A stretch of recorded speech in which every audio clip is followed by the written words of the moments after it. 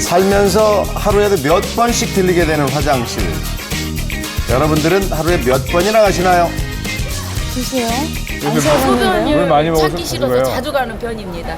어디든지 가면요 화장실 먼저 어디가 있는가 유치 딱 봐놓고 그런데 소변을 참으면 병이 된다는 속설 혹시 들어보셨나요? 들어본 것 같아요. 화장실을 자주 가는 게 고민이라는 한 주부를 만났습니다. 예. 하루에 30번도 더 가. 화장실에서 앉아서 살아요 살아. 그래도 시원찮지 않아요. 예. 힘들어요. 일상생활이 힘들 정도로 불편한 배뇨 현상. 얼마나 자주 가는지 지켜봤는데요.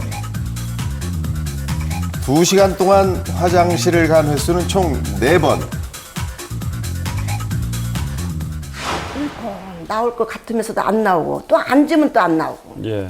또 일어나면은 금방 또 매일 것 같으면서 또 안 나오는 거예요. 주부가 이렇게 화장실을 자주 가는 이유가 있다고 합니다. 참으면은 병든다 그래서 화장실에 더 자주 가게 돼요.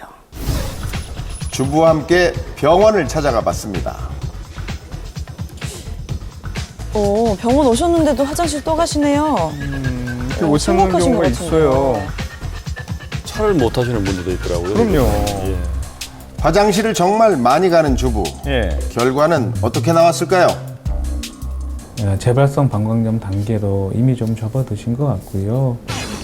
자꾸 재발이 되는 방광염 진단을 받았습니다. 예. 자주 누면은 네. 병이 걸린다 하는데 그 말이 맞는 거예요? 자주 누신다고만 해서 뭐 병에 걸리고 그런 건 아니시고요. 속설만 믿고 병을 더 키우게 된 주부. 소변을 참으면 병이 된다는 것은 잘못된 속설입니다. 성인이라면 하루에 5-6번 정도 소변을 보는 것은 정상인데요.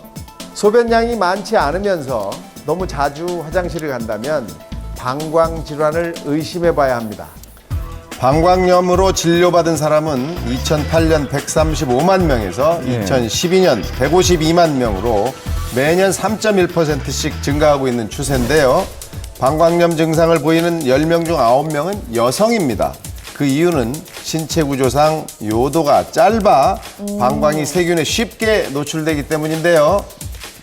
방치하지 마시고 한번 체크해 보십시오. 예. 지금 알려드리는 항목에 한 가지라도 해당이 된다면 방광염을 의심해 봐야 합니다. 네, 잘 살펴보시고요. 자, 그렇다면 방광염 걸리는 원인이 뭔지 궁금하네요. 그렇죠. 이유가 있을 방광염의 텐데요. 원인으로는 세균과 결핵균 같은 여러 가지가 있을 수 있지만 대부분은 세균성 감염에 의해서 발생합니다. 방광염을 유발하는 80% 이상의 원인 균은 피부나 생식기에 정상적으로 존재하는 gram 음성균이며 그 외에도 성관계를 통해 전파되는 요도염균, 질염균, 진균 등도 원인균이 될 수 있습니다. 이 주부 역시 방광염으로 고생을 했다는데요. 안 걸려본 사람 모이실 거예요. 화장실도 자주 가는 반면에 또 갔다 오면 그 시원하지도 않고 잔여감이 느껴져서 불편했고요. 또 이 배가 그러니까 뭐라 그래야 되지? 팽팽해가지고 너무 무거웠어요. 평소 심각한 배뇨 현상으로 일상생활이 힘들었지만 부끄럽고 창피한 마음에 병원을 찾지 못했다고 합니다. 그래요. 일반적으로 방광에 소변이 300cc 정도 차면 요의를 느끼지만 과민성 방광은 30cc만 차도 요의가 느껴집니다. 10분의 1이네요. 과민성 방광으로 인해 몇 달 전 수술까지 했다는데요. 가끔 스트레스를 받으면 증상이 다시 생긴다고 합니다. 그러니까 외출도 되도록이면 안 해요. 그리고 화장실을 갔다가 2-3번 갔다가 나가야지 완치가 나가는데 어렵나요? 그것도 완치도 혹시나 되죠? 있잖아요. 예. 네. 이제 불안한 거예요. 어딜 가면 화장실 있나 없나 그거부터 확인을 하게 되더라고요. 과민성 방광은 방광 감각이 너무 예민해져 본인의 의지와 상관없이 방광 근육이 수축하는 질환인데요.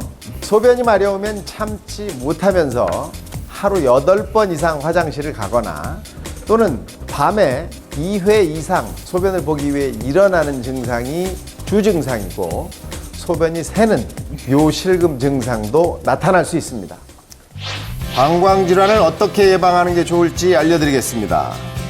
활발한 배뇨 활동을 위해 매일 6잔에서 8잔의 물을 마시거나 오이를 드시는 것도 좋고요. 예. 섬유질이 풍부한 다시마도 소변을 배출하는 데 큰 힘이 됩니다. 예, 예.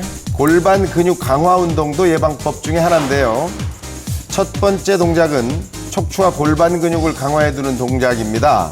관략근과 허리에 힘을 주고 꼬리뼈부터 천천히 감아 올렸다가 허리부터 바닥에 내려줍니다.